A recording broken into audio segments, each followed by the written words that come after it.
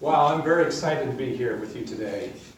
Just a beautiful day, and as I saw the mountains coming in today, it was, it just made me very excited to live in the great state of Utah. And we're super excited to have the United Nations coming to Salt Lake next year and providing a place where we can all get together and put forth our efforts. I appreciate what Sam said, it's the effort of one combined with the effort of others that makes a difference, and it's really exciting. Let me take you back with me. When I was about 12 years old, a group of friends and I climbed up to the top of this mountain. As we got to the top of the mountain, we looked over the other side and down into this ravine. It was just beautiful. And then we started looking around, and we found these rocks. And we're like, where are these rocks? And they just sit here.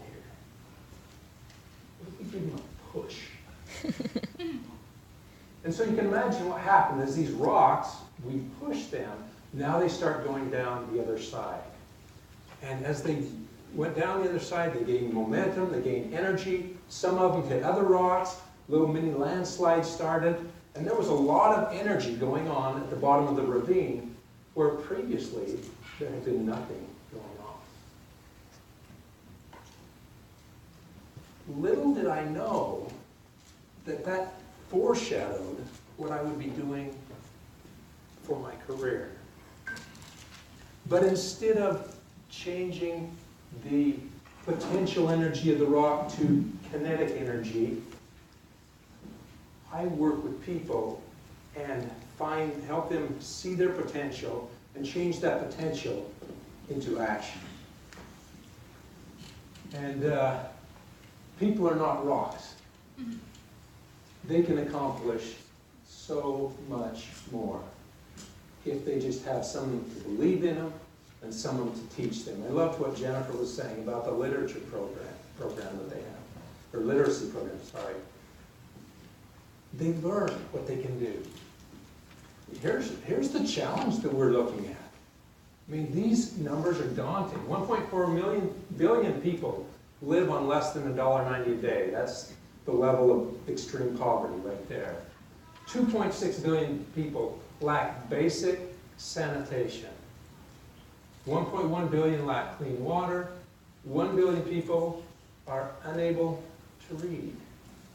Something we just kind of take for granted. We just learn to read because our parents helped us and our teachers helped us.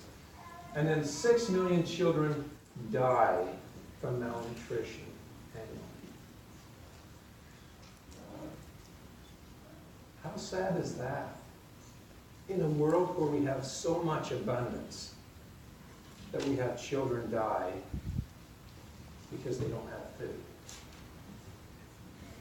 Choice Humanitarian works in these 8 countries, and our secret is our in-country teams. This is our Bolivian team with our founder, Dr. James Mayfield, back in the back. He and Tim Evans, about 35 years ago, got together and created Choice Humanitarian. And it's an amazing organization. This is the Choice model. First of all, we listen. If we go in and tell people what they need to do, it's not their program. We go in and we listen. What do you need? And we counsel with them. Then we'll strengthen the village leaders and help those leaders see what they can do to strengthen their community and strengthen the individuals in their community. Then we guide those communities as they come together with their projects and programs. Maybe it's a water project, maybe it's a literacy program, maybe it's a health program. And then once they've developed that plan, we execute on the plan. Some plans require a great amount of funding. For example, in Nepal, communities need water projects. And so it's great to see Robert here. We partner with LES Charities in Nepal to drill wells and do water projects. And then after we've executed that plan, we will learn, okay, sit down with the leaders, what did you learn about this? What could you have done better? How could things have gone? And what's the next step? And then we do that cycle again. The first time, we really hold their hands and explain to them each step of the way. But each time we go through that iteration, we step back further and further. So the first time, we may set up the appointment with government leaders and take them in and introduce them to the government leaders or the nonprofit leaders or what other partners we're working with. The second time, we have them set up the appointment and we just accompany them. The third time, you're on your own. You know how to do it. And then we help them through that cycle. We like to think of choice as kind of an operating system. And we partner with international organizations like the United Nations, other NGOs or non-government organizations, governments, both local, federal, and then private organizations. And by bringing these groups together, we can find win-win-win situations. A great example of that with the private organizations are work with doTERRA.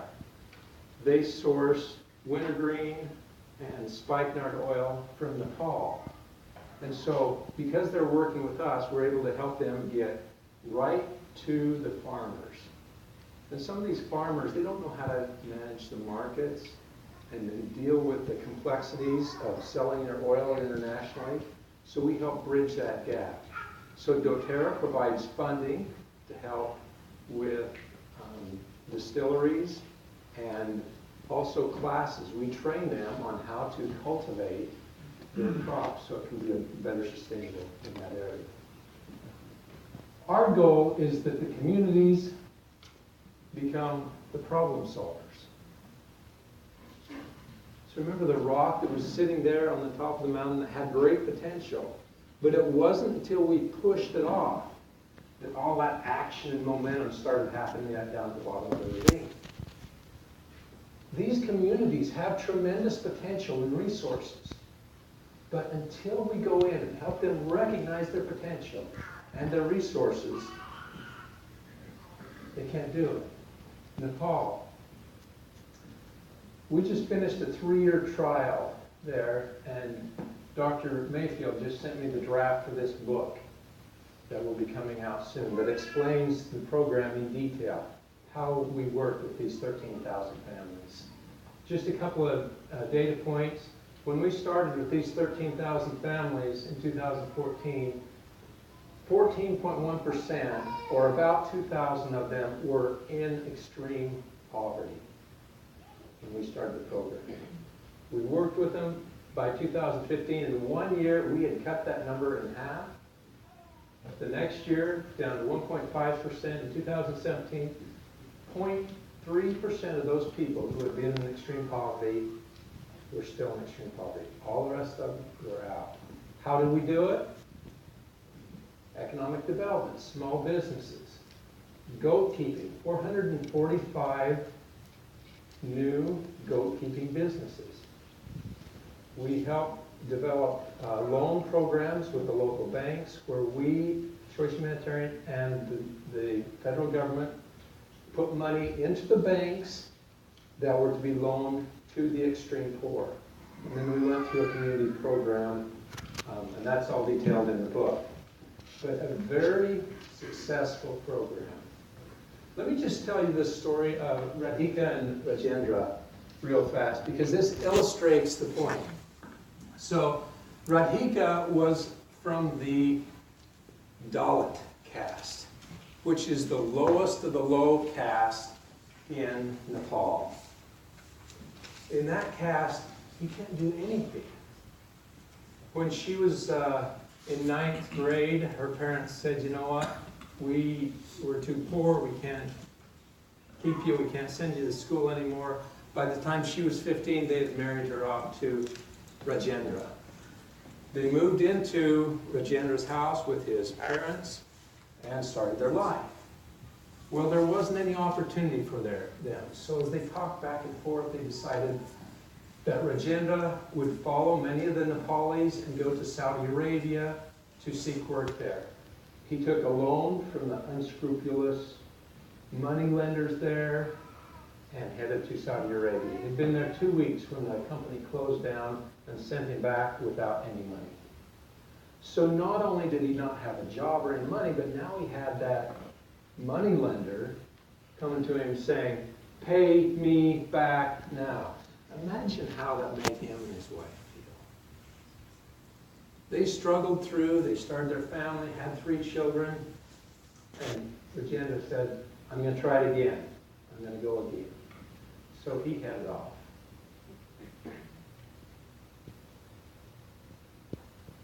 Shortly after he left, Radhika received the news that he had passed away in his sleep. Imagine her. She's got 3 young children. Her husband's dead. She's at the Dalit class. And then her in-laws come to her and say, "We can't have you anymore in our home. Get out." What does a woman like that do? What opportunity does she have? She told our staff, "I considered taking my own life, but my love for my children and the knowledge that I was carrying our 4th child gave me courage to keep fighting." She heard about this group called Choice Humanitarian, and the Choice team met with her. They taught her business skills. They helped her develop a business plan for raising chickens. They took her to the bank and helped her to get a loan of $400. With that $400, she created a chicken coop and raised chickens. Within 6 months, Radhika had paid off her loan and was well on the way to prosperity. Over the next 3 years, she became one of the most wealthy women in her community. Now, where was the potential? Was it somebody else giving her that? No, it was her. It came from within her. She always went around with a smile, and she encouraged her friends to get involved and to do businesses and to lift themselves out of poverty. In 2017, for the first time in many years, Nepal had elections. Radhika was selected to be a member of the council for the Ward 3 in Beshishar. Now, we can't comprehend what that means, because we have women in public offices. We don't have a caste system. This is a woman from the lowest caste. They don't get involved at all in society, let alone become government leaders. In Nepal, usually it's the men who are in the leadership responsibilities. So you can see the change that happened to this woman in 4 years. That's what happens with potential. When we think about the Sustainable Development Goals, I just listed a few of them that the Choice program touch on. No poverty, 0 hunger. And as I told you the story of Radhika, you can kind of see where all of these things plug in. It's an amazing program. I wish I could spend another couple hours with you and tell you more about the program. Feel free to come to our booth and learn more. I'd like to take a minute and just show you a quick video here.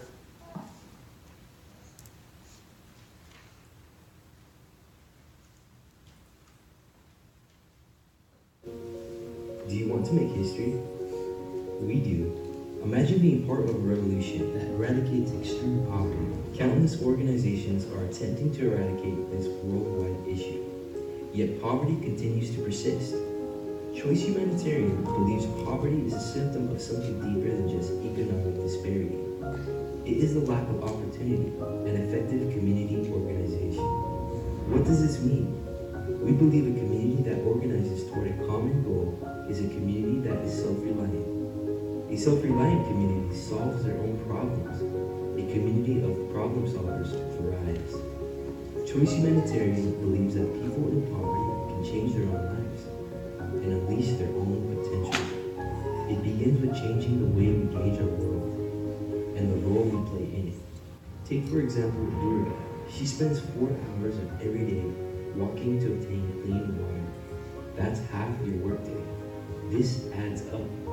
If there was a more efficient way to obtain that water, imagine what she could do with that extra time. This is the reality for women in poverty all around the world. Choice Humanitarian works with local leaders in motivated communities to identify and address the most pressing concerns of that community. So if the top priority is water, Choice Native in-country teams teach the community to organize, mobilize, and execute on creating that water system. Durga is just one human being in one community. Imagine scaling this model regionally and nationally. Suddenly, a magical thing happens. Because what they have learned with choice communities, they become more efficient in solving their own problems. Each community works to create change specific to the needs of their village. Their vision of their world changes. And this is where you come in. Your support is the catalyst to eradicate extreme poverty. Imagine a world where there is no longer a need for food drops, gift drops, or handouts. The choice model teaches us and villagers to engage the world differently. It teaches us to unite in one purpose. This is a revolutionary approach, one that will eradicate poverty forever, one that will make history, one that will rewrite the story of poverty with a different ending. So do you want to make history? Because you can. Join Choice today in the movement to end poverty.